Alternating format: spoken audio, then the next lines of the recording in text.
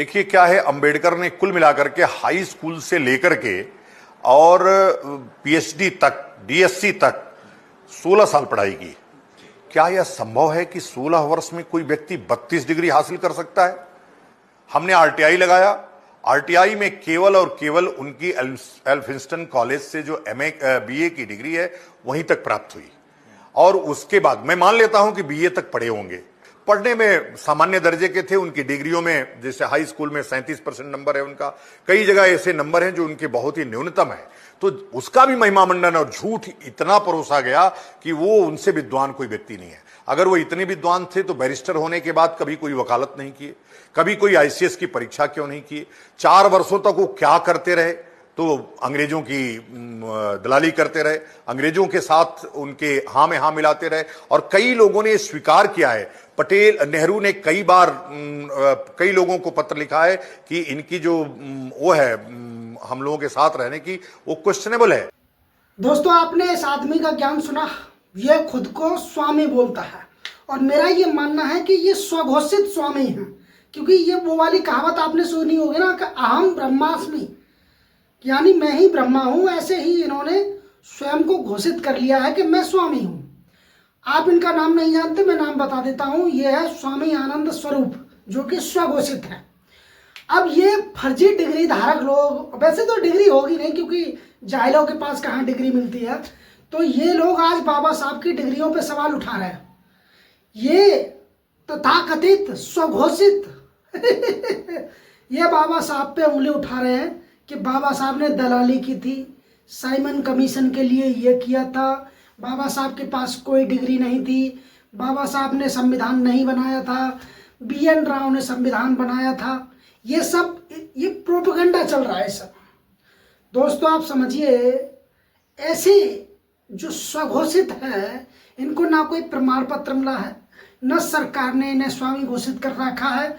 अहम ब्रह्मास्मि वाला इनका जो टॉपिक है, यानी ये खुद स्वामी घोषित हो चुके हैं, ये आज बाबा साहब पे टिप्पणी कर रहा है। और ये ऐसे दरअसल क्यों हो रहा है? एक क्लर्क को संविधान निर्माता का दर्जा दिलाने के लिए सारा नाटक चल रहा है।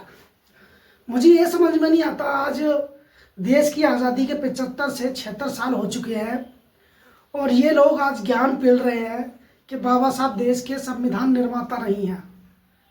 किसी और को संविधान निर्माता का तमगा दिया जा रहा है। वैसे तो खैर कहने से इनके कुछ नहीं होता, क्योंकि ऐसे कितने आपने देखा होगा कि ग्वालियर में जो वकील थे वो भी नाटक पेल रहे थे कि बाबा साहब संविधान निर्माता नहीं हैं, उन्होंने ये नहीं किया, उन्होंने वो नहीं किया। खैर ऐसे तिलचट्टों के कहने से कुछ नहीं होता है। दोस्तों, आपको ऐसे सपोलों पर ध्यान देना होगा। ऐसे सपोले आपको समाज में मिल जाएंगे जो ये कहेंगे कि बाबा साहब ने किया ही क्या था।